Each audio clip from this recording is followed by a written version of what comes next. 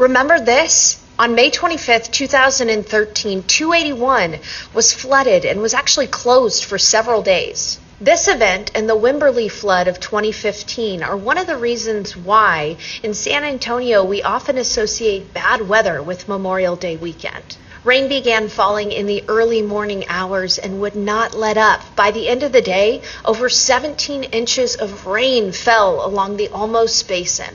All that water had nowhere to go, and the San Antonio River began to rise, flooding the Mission Reach.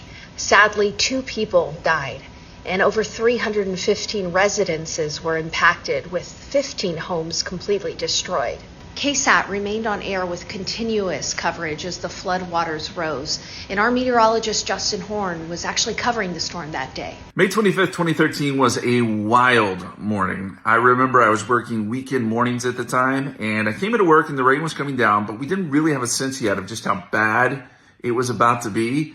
And then by sunrise, things started to change. We were hearing of high water rescues, houses were going underwater, or at least they were flooding.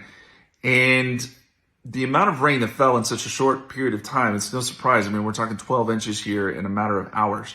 But it did do a lot of damage. And to see 281 go underwater, just wild stuff.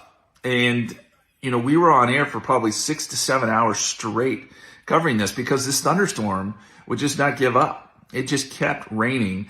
And there was a lot of flooding in that immediate area, but it also had to go somewhere. So that water went downstream. There was also a lot of flooding, I know, around the missions and those areas. So it just one of those rare, I think it was a 1 in 250 year flood here in San Antonio.